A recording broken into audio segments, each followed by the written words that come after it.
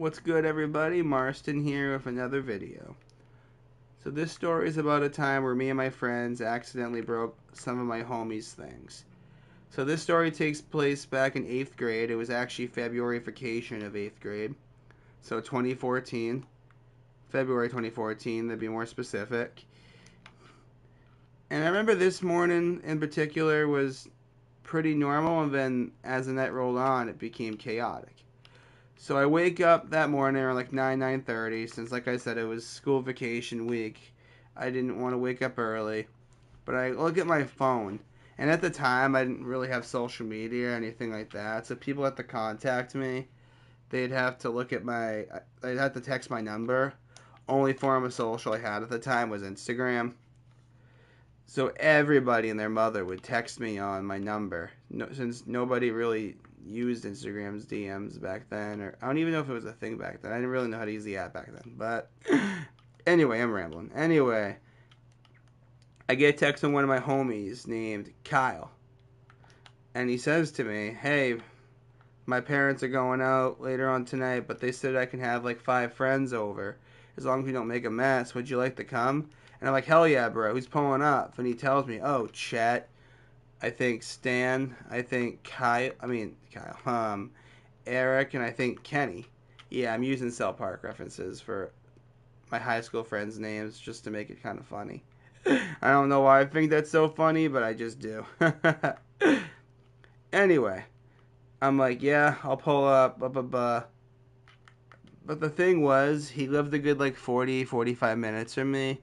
So I had to like tell my parents sooner than later. So I let my parents know, oh, Kyle invited me over. Can I go to his house? Can you guys drop me off? And my parents like, yeah, we'll bring you, whatever. And I'm like, we need to be there for like 1. And at this point, like I said, it's like 9:30, 10 o'clock at this point. So my parents like, all right, sounds good. So I had breakfast like normal. I think I played some video games. I was playing whatever the best Black Ops was back then. I think it was Ghosts at the time. Got cooked in Call of Duty Ghosts since I sucked at online multiplayer, and I still kind of do. But especially in COD, bro. Like, I always get cooked in COD. But around 12 rolls around, and my mom comes in my room, and she's like, "Hey, Marston, we should probably head on out if we want to get to Kyle's house for a good time." So I was like, "Yeah, sounds good." So we leave, we head on over. Everything there is normal. I meet his parents, everything like that. But his parents say, "Oh, yep, we're going out for a little bit. Let us know if you need anything, but we're only like 10, 15 minutes down the street. So if something happens, call us, whatever." And I was like, "Okay, sounds good." Now, Kyle's parents were very, very, very rich. Like, his house was, like, holy shit, dude. Like, his house was huge. Like, to this day, bro. I don't think I've been in a bigger house. It was like one of those houses that had a basketball court in the backyard. There was like a piano in the living room. He had like a home theater. Like his house was holy fuck, dude. Like it was amazing. I'm pretty sure they gave his dog like golden food bowls. Anyway, it starts off normal. We order pizza, all that stuff. Since, like I said, his parents left us pizza money, which is very, very nice of them.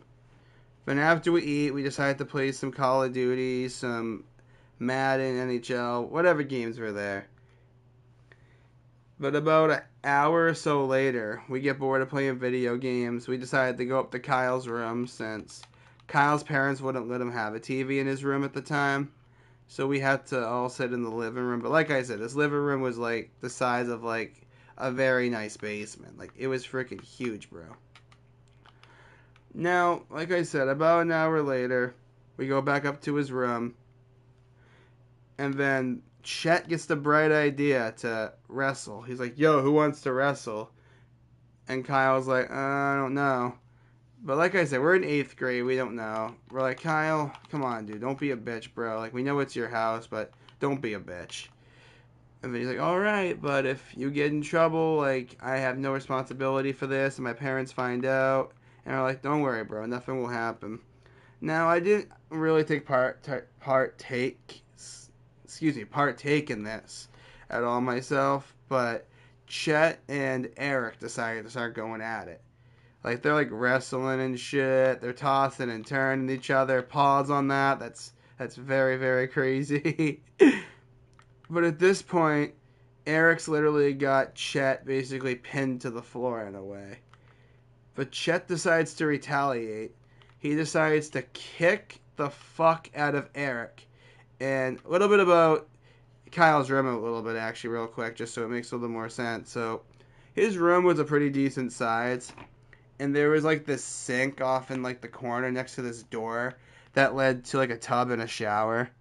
And then on the other side of the little hallway with the tub in it led to his brother's room. And his brother was in his room, and that fact will be important in a minute.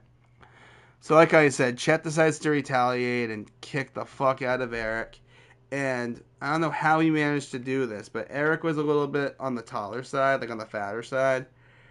So when Chet did that, it made the door literally like swing open, and it literally came off his hinges. Like it literally like fell flat. And when it did that, the door cracked the glass of like the bathtub. Since they didn't have actual shower curtains, it was like a glass. And it shattered everywhere. Like, to this day, I don't know how he managed to do that. But it literally shatters all over the place. On the floor, in the tub, everywhere. And then his brother comes in the room, since like I said, he's literally like not even a door over at this point. He's like, what the fuck happened? Because he sees the dam. He's like, what did you guys do? And Chet's like, dude, I don't know. I'm sorry. Like, Chet did not know what to say. And to be fair, I wouldn't know what to say either in that situation.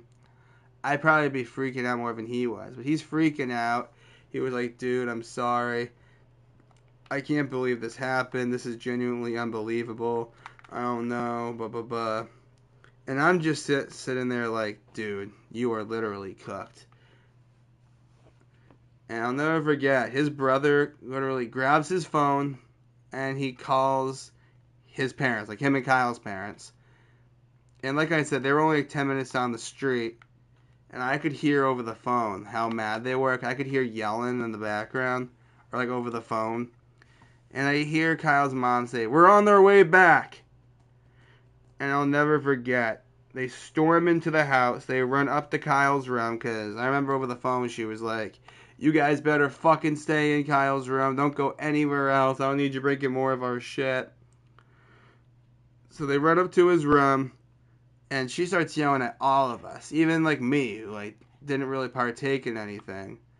She was like, what are you guys doing? Like, what were you guys thinking? And she goes on this whole rampage, how we have to be more careful. All that, which she was absolutely right, to be fair. We shouldn't have been messing around like that. Kyle even said, don't wrestle in my room, and they didn't listen. And I could have done something to stop it too, since Chet and I would always listen to each other. We were like that close that if like one thing was like wrong, and I'd be like, bro, that ain't right. He listened to me. I listened to him. That's just how it kind of was. So I should have done that, to be fair. I do blame myself a little bit in this situation.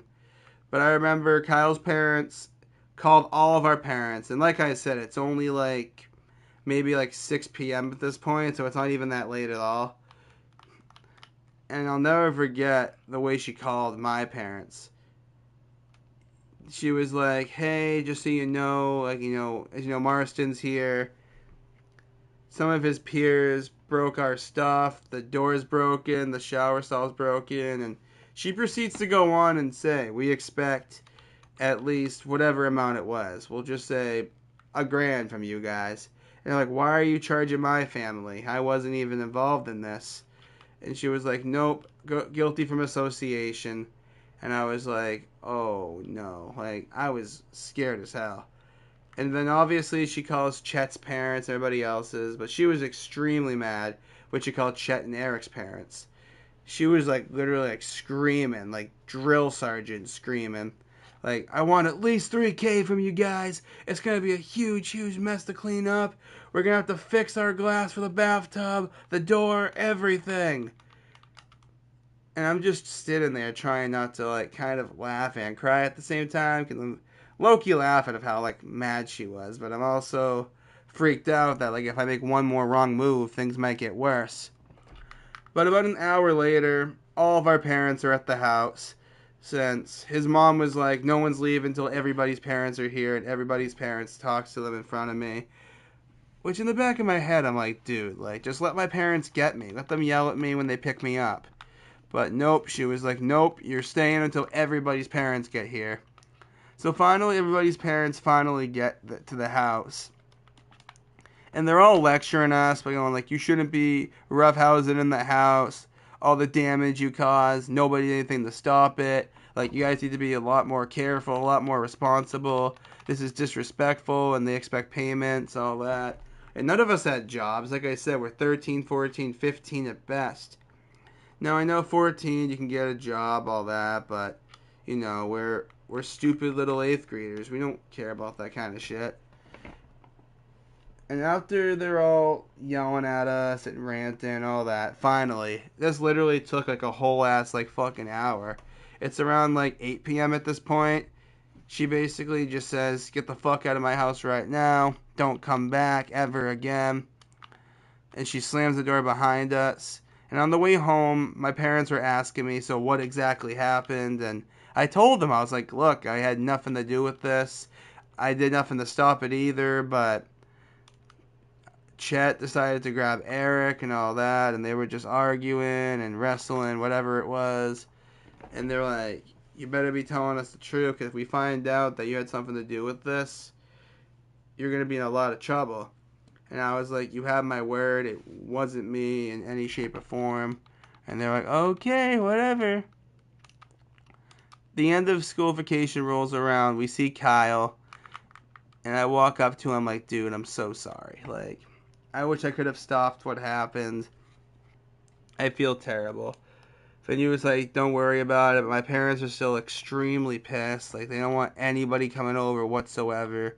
Not even people that weren't there. Like, no one's allowed over. And I was like, fuck, bro, I'm sorry. Like, I felt so bad. I still do kind of to this day.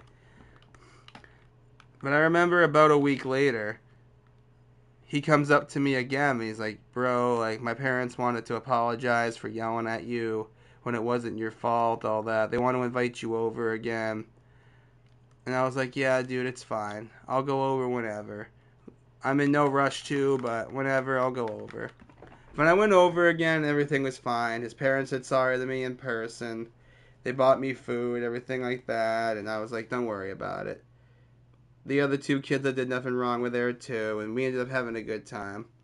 But yeah, moral of the story, guys. Don't do what my boys did. Don't make a huge mess. Don't wrestle when they tell you not to, especially. Don't make a $1,000 mess, I should say. Alright, guys, that's going to be it for today. Peace.